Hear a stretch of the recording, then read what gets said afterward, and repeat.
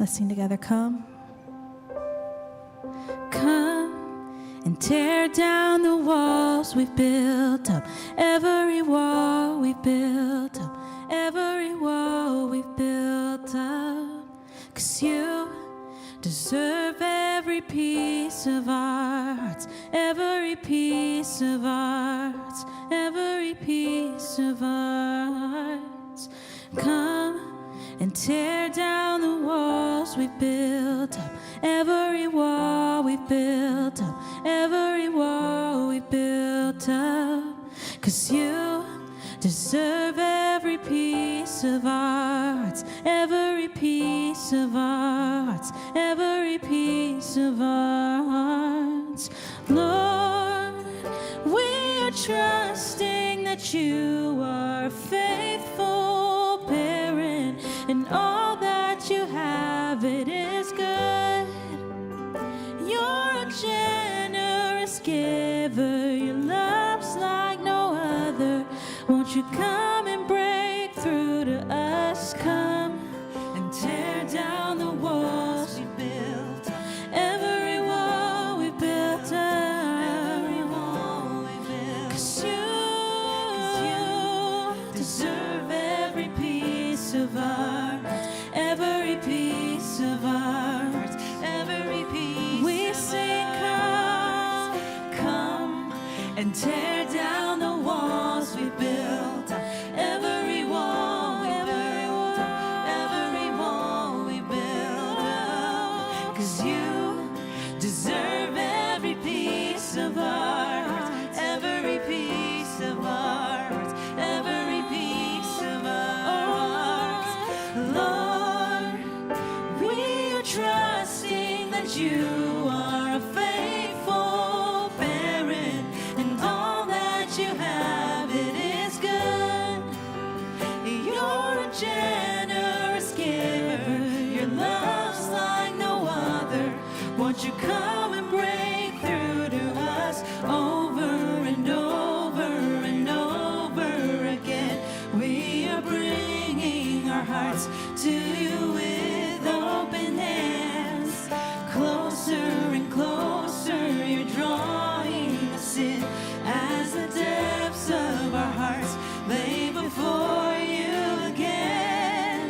Over and over and over again, we are bringing our hearts to you with open hands.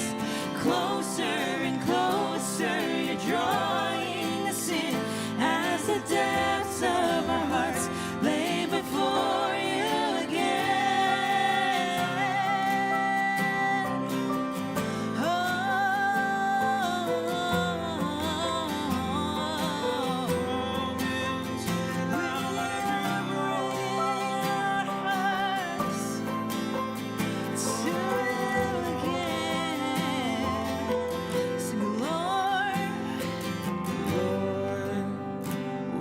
Trusting that you are faithful parent, and all that you have, it is good. You're a generous giver. Your love's like no other. Won't you come and break through to us over and over and over again? We are bringing our hearts to you with open hands.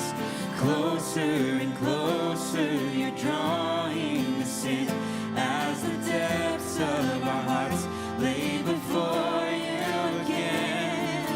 Over and over and over again, we are bringing our hearts to you with open hands.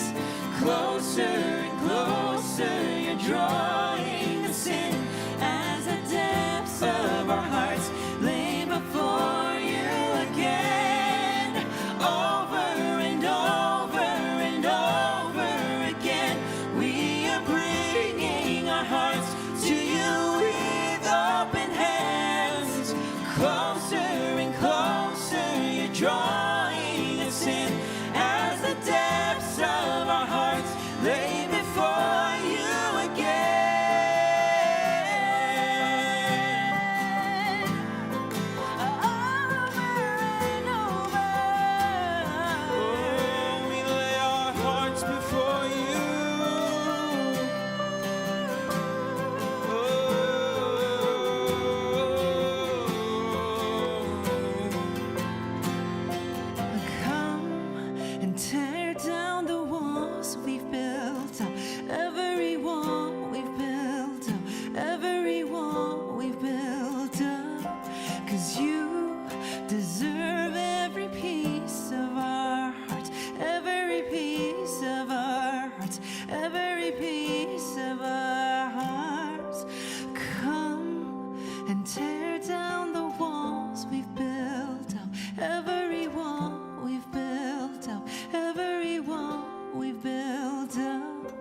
'cause you deserve every piece of our hearts, every piece of our hearts, every piece of our hearts.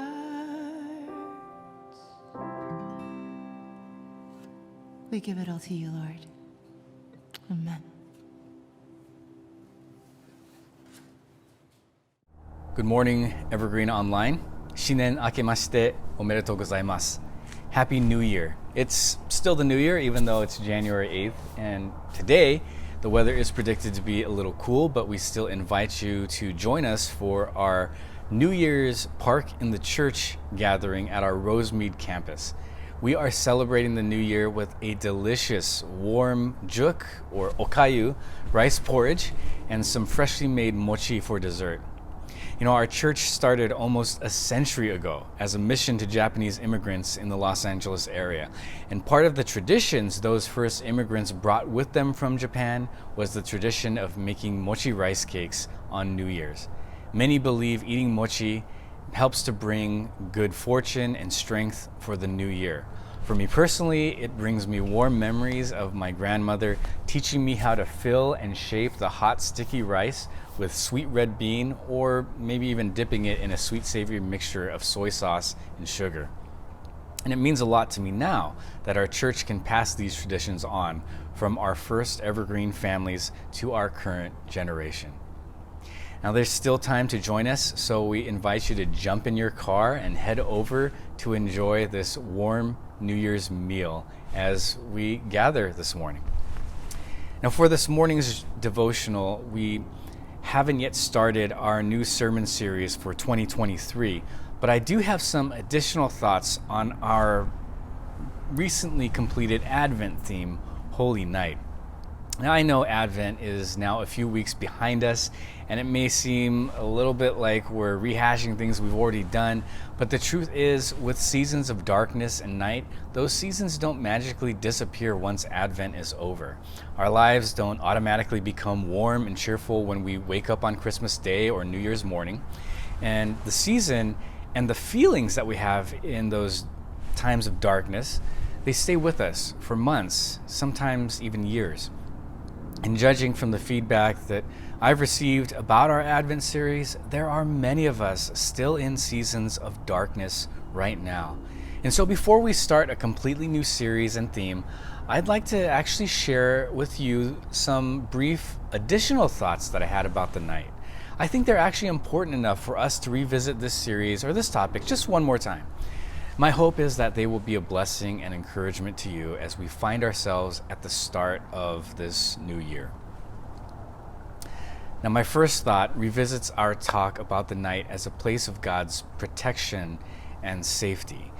And as I reflected further on this topic, this particular topic, I was led to think about the experience of our Evergreeners who identify as LGBTQ, particularly your journey of being in the closet.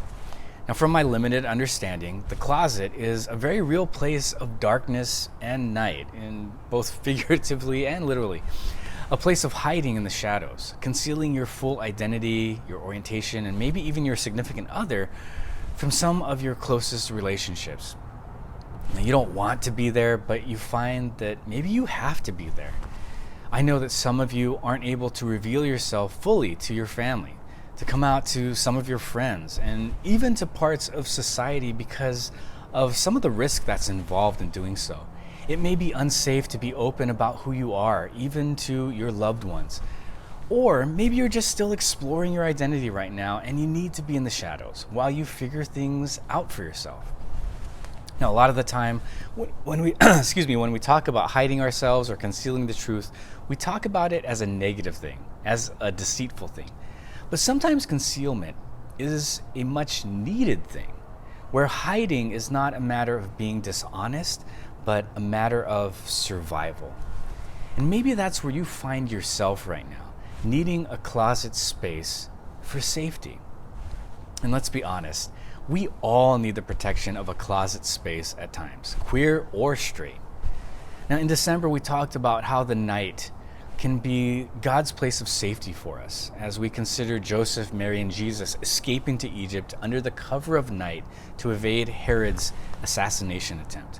The night was God's way of covering them with protection, concealing them in darkness so that this newborn Christ could survive.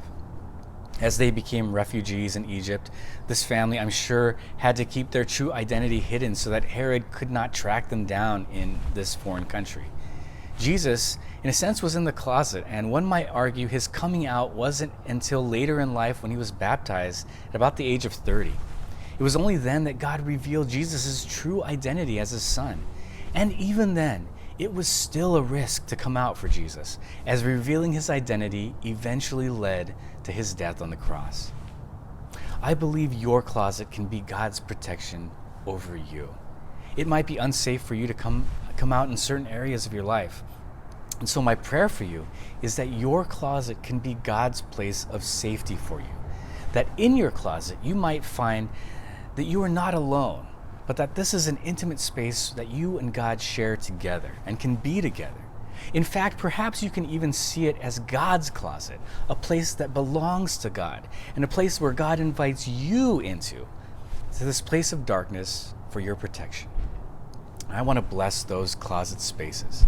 I pray that you would be covered in the protection of God's darkness, and that you would find God's presence to be your comfort and companion in that space of concealment. For as long as you need to be there, may the shadow of divine safety be over you. Now, my second thought revisits our talk about the silence of night. We did talk about silence on Christmas Eve, but I've been reflecting on this topic a little further. And for some of us, our season of night might feel dark and alone and silent because it feels like God is absent, like he's not talking to us in our lives.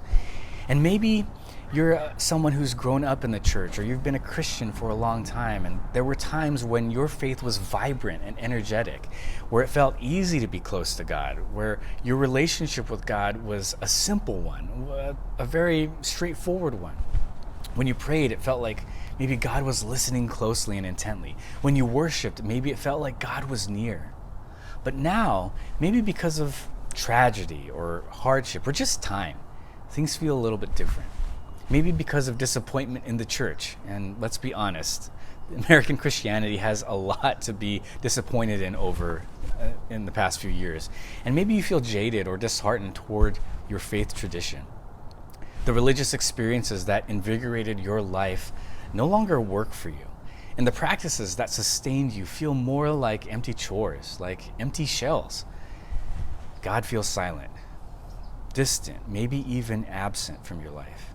And it can feel like you're losing your faith, or maybe that your faith is even dying. And that's scary, to consider that your faith might be dying, especially if it's something that you've had for so long. You know, death can be deeply tragic and sad. It is most definitely a place of darkness and night. But death can also be deeply sacred as well. I'm reminded of the season of Lent rather than Advent at this point, when Jesus is on the other end of his earthly life, hanging on the cross. And what does the scriptures say happened? It says at noon, darkness came over the whole land as he was hanging on the cross. And Jesus cries, my God, why have you forsaken me?" At his moment of death, Jesus himself experiences darkness. He experiences silence and even a sense of abandonment from God. Arguably, Jesus' most vulnerable and painful moment, and one of the most important moments in God's salvific work, and Jesus is alone in the dark.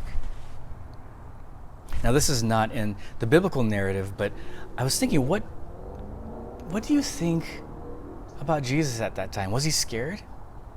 Yeah, I do think he was scared. Do I think his confidence in God's plan wavered? Yeah, I do.